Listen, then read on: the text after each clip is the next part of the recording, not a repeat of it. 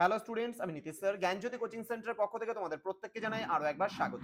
তো স্টুডেন্টস, আজকে আমি তোমাদের সঙ্গে আলোচনা করব সিবিপিবিইউ অর্থাৎ কোচবিহার পঞ্চানন বর্মা ইউনিভার্সিটির অধীনস্থ যে সমস্ত ছাত্রছাত্রীরা যারা বিভিন্ন কলেজগুলোতে 5th সেমিস্টারে পড়াশোনা করছো তাদের জন্য আজকে মেজর বেঙ্গলি পেপার নাম্বার 9 এর সাজেশন 2025-26 নিয়ে আলোচনা করব। তোমাদের রয়েছে এই পেপারে উপন্যাসের রূপরীতি এবং বাংলা উপন্যাস।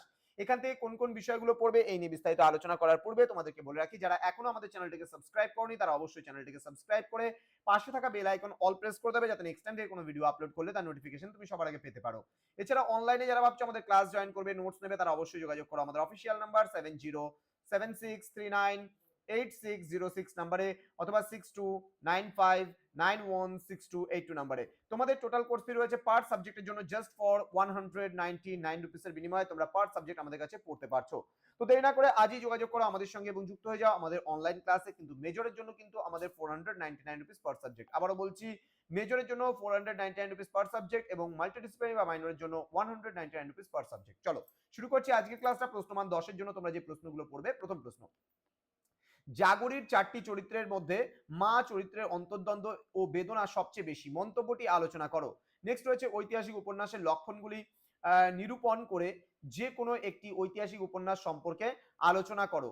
নেক্সট, রাজনৈতিক উপন্যাস কাকে বলে, একটি রাজনৈতিক উপন্যাসের স্বরূপ বিশ্লেষণ করো। নেক্সট, চেতনা প্রবাহ রীতি উপন্যাসের বৈশিষ্ট্য আলোচনা করে একটি চেতনা প্রবাহ রীতি উপন্যাসের পরিচয় দাও।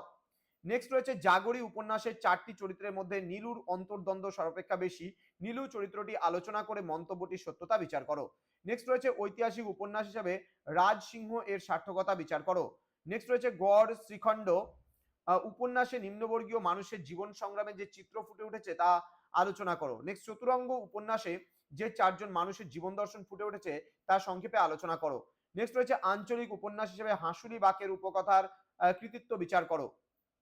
নেক্সট, অমিয় ভূষণ মজুমদারের গড় শ্রীখণ্ড উপন্যাসের শিল্পশৈলী বা বর্ণনাভঙ্গি আলোচনা করো।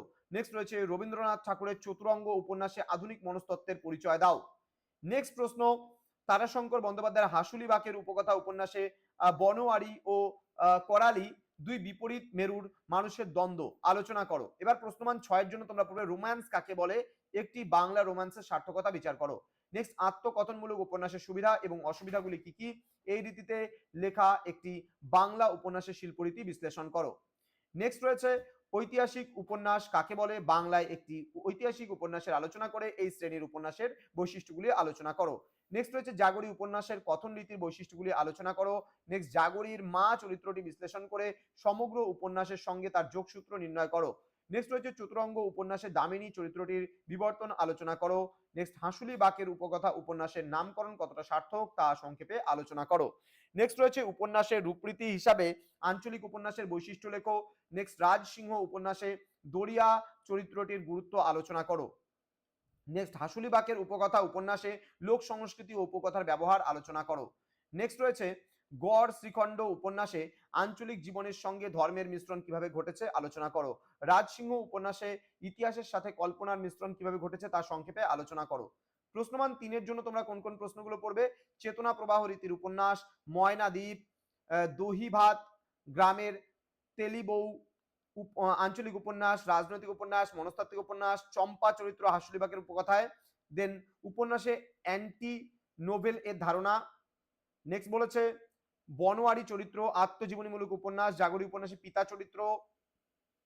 নেক্সট রয়েছে, শ্রীবিলাস ও শচীশের বন্ধুত্ব, সামাজিক উপন্যাস, গড় শ্রীখণ্ড উপন্যাসের নামকরণের পটভূমি। দেন রয়েছে, উপন্যাসের রূপরীতিতে পত্র উপন্যাস। নেক্সট হচ্ছে, রাজসিংহ উপন্যাসে চঞ্চল কুমারী করালি চরিত্র, আত্মকথনমূলক উপন্যাস, বিলু চরিত্র। এই কয়েকটা প্রশ্ন পড়লে তোমরা যারা বিভিন্ন কলেজগুলোতে 5th সেমিস্টারে পড়ছো কোচবিহার পঞ্চানন বর্মা ইউনিভার্সিটি আন্ডারে, তারা 100% কমন কিন্তু অবশ্যই পেয়ে যাবে। তো স্টুডেন্টস, জ্ঞানজ্যোতি কোচিং সেন্টার অফিসিয়াল ইউটিউব চ্যানেলটি যারা এখনো সাবস্ক্রাইব করনি তারা অবশ্যই চ্যানেলটিকে সাবস্ক্রাইব করে পাশে থাকা বেল আইকন অল প্রেস করে দাও, যাতে নেক্সট টাইম থেকে কোনো ভিডিও আপলোড করলে তার নোটিফিকেশনটা তুমি সবার আগে পেতে পারো। আমাদের অফিসিয়াল নাম্বারটি সেভ করে রাখো, যদি কখনো কোনো সাবজেক্টের প্রয়োজন হয় আমাদের সঙ্গে অবশ্যই যোগাযোগ করো আমাদের অফিসিয়াল নাম্বারে। দেখা হচ্ছে খুব তাড়াতাড়ি আরো একটা নতুন ভিডিও নিয়ে, নতুন কোনো টপিকের সঙ্গে। তোমরা প্রত্যেকেই ভালো থেকো, সুস্থ থেকো। Thank you so much, thanks for watching after all, thank you.